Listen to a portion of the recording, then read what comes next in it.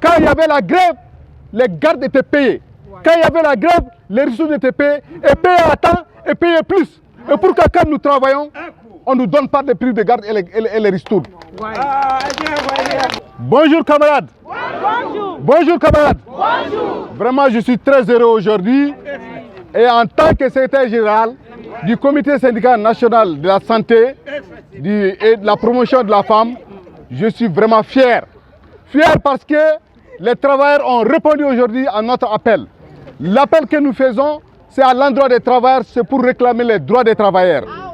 Nous disons aujourd'hui à l'opinion nationale que depuis 2018, nous sommes dans cette impasse. Et l'impasse n'a que duré. Et chaque jour qui vient, c'est un problème de plus. Chaque jour qui vient, c'est un problème de plus. Depuis 2018, nous avons des revendications. On n'a jamais pu régler un seul de nos problèmes. Et le problème qui nous tient à cœur aujourd'hui, c'est le retour de notre camarade Fousseini Koulibaly. Nous ne sommes pas parvenus avec l'administration, ni avec les autorités de faire revenir ce camarade dont l'hôpital a besoin, dont l'hôpital a investi là-dessus pour venir servir au laboratoire. Et aujourd'hui, nous déplorons ce manque de personnel qui est partout dans les services de cet hôpital. Aujourd'hui, en plus de tous ces problèmes, que ce soit des problèmes fonciers, que ce soit le problème de Fousseini, que ce soit d'autres problèmes que nous avons soulignés, il y a d'autres problèmes cruciaux qui se sont augmentés. Les travailleurs, depuis 6 mois, n'ont pas de prime de garde. Depuis 6 mois, n'ont pas de prime de garde. Des travailleurs, depuis 6 mois, n'ont pas eu les ristournes. Et aujourd'hui, nous avons compris, chaque mois qui vient, c'est des retards de salaire des contractés et ça ne peut pas continuer. Ça ne peut pas continuer. Nous sommes aujourd'hui au 9, aucun contracteur de l'hôpital n'a été payé. Et pourtant, ce n'est pas par manque d'argent. Nous défions tout qui que ce soit. Les gens qui disent que c'est parce que les gens ont grévé qu'il n'y a pas d'argent, il y a de l'argent. Il y a de l'argent et nous avons la preuve qu'il y a de l'argent. C'est de la mauvaise volonté. Et ça ne peut pas continuer, il faut que les gens nous mettent dans nos droits. Nos droits, c'est quoi? Payer immédiatement les primes de garde des gens. Parmi nous, les bénévoles, je salue les bénévoles. L'hôpital aujourd'hui est endossé sur l'hôpital. L'hôpital est endossé sur les bénévoles. C'est les bénévoles qui supportent l'hôpital. Il y a près de 500 bénévoles dans cet hôpital. C'est le paradoxe. Il y a plus de bénévoles que de personnel de travail. Et ces bénévoles, quelle est leur ressource aujourd'hui? C'est la prime de garde. Pendant 8 mois, ils travaillent. Personne n'a perçu un rond. C'est horrible. C'est horrible. C'est des chefs de famille. Il faut comprendre. Nous demandons à la direction d'être humain un peu. Humain un peu. Et pensez que c'est des chefs de famille aujourd'hui qui souffrent. C'est des chefs de famille qui ont des obligations et qui ont d'autres ressources.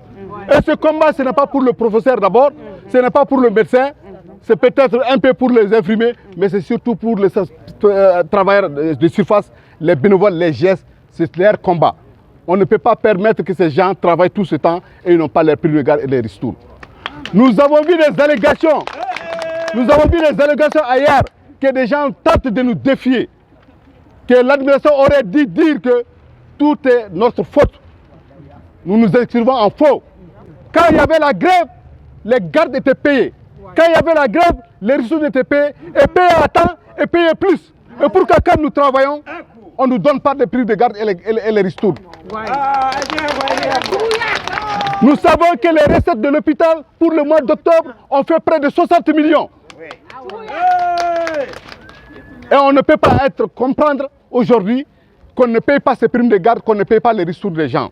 Camarades, la lutte ne fait que commencer. Parce qu'aujourd'hui, c'est un bras de fer entre l'administration et nous. Et une chose, soit l'argent qu'ils ont réperçu, ils ont utilisé autrement, soit ils veulent nous faire souffrir. Juste un bras de fer. Nous ne comprenons pas. Et quand nous demandons à certaines personnes, ils nous disent qu'il y a l'argent, que l'ordre n'a pas été donné pour payer les gens, et pourquoi on ne paye pas les gens? Vraiment, je demande aux travailleurs, soyez vraiment unis sur ces points. Et n'oubliez pas aucun instant, si nous gestions sur un seul point, nous allons essayer sur toute la ligne. Sur toute la ligne, depuis nos revendications de 2010, nous allons échouer. Aujourd'hui, les malades en pâtissent. Quand nous partons en néphrologie, c'est presque arrêté la dialyse. Par défaut de quoi? De dialyse des machines. Quand vous partez dans certains services, on vous dit que c'est les bénévoles qui prennent les services et ils ne sont pas payés. Regardez l'oncologie, comment ça s'est passé. Aujourd'hui, le scanner est en panne depuis plus de 2 mois. Et beaucoup de choses ne se font pas au niveau de la radiographie. Et quand vous partez au laboratoire, c'est horrible pour un CHI de 3e référence. Une simple numération formule sanguine n'est pas faisable.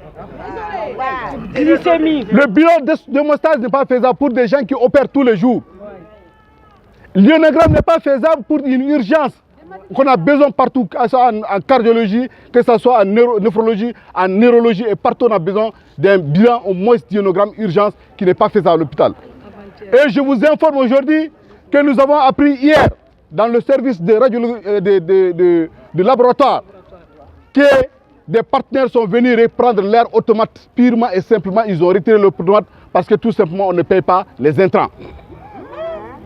Donc c'est un manque à gagner.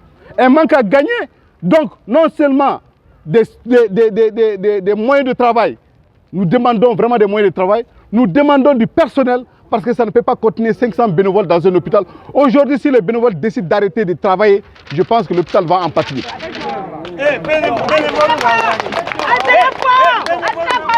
Nous les remercions, les bénévoles. Nous les remercions, les bénévoles, de pouvoir aider l'hôpital de fonctionner. Mais cela ne doit pas déroger que l'État prenne ses responsabilités. Ces bénévoles, ils méritent d'avoir un contrat. Ils méritent d'être traités comme des travailleurs. Ils méritent un salaire dans cet hôpital parce qu'ils font fonctionner cet hôpital. Donc vraiment, nous avons un pensant pour ces bénévoles. Nous avons un pensant pour les gestes qui n'ont pas grandes ressources que ces petites choses qui n'ont pas aujourd'hui leur argent. Ce n'est pas pour le professeur. Parce que lui, ses émoluments sont réglés. Parce que lui, il a d'autres ressources. Aujourd'hui, c'est le personnel subalterne qui souffre plus au point G. Et quand le personnel souffre, les malades vont souffrir. Parce que quelqu'un qui cherche à manger n'a pas de tête pour travailler, pour faire soigner quelqu'un. Merci encore. Merci encore. Pour conclure, nous avons compris que le directeur, il a besoin de ça pour marcher. Chaque jour que nous essayons de régler le problème, il crée un autre problème. Rappelez-vous, quand nous avons demandé de faire la suspension, qu'est-ce qu'il a fait? Il a coupé le salaire. La suspension est faite et maintenant, on dit qu'on ne peut pas vous payer les ristournes. Donc chaque jour, il crée un problème. Je ne sais pas, il vit de ça ou quoi. Et ça, c'est inadmissible vraiment. Nous demandons à tout un chacun vraiment de regagner son poste et de continuer à travailler. Les sittings vont se faire de plus en plus. On va vous communiquer les dates parce qu'il faut une préparation. Nous avons compris que c'est difficile pour les gens de sortir à 8 heures. Mais nous allons essayer aussi d'intégrer ça dans notre futur sitting pour voir qu'est-ce que nous pouvons faire par rapport à l'air. Mais je demande au personnel, chaque fois qu'on vous demande de faire sortir les gens comme vous l'avez fait aujourd'hui, vraiment le monde qui est sorti aujourd'hui, ça nous comble le cœur. Ça nous comble le cœur et bravo à vous. Merci à tous. Devant la persévérance, les sectes ne sont pas en place. C'est la lutte qui libère. Je vous remercie.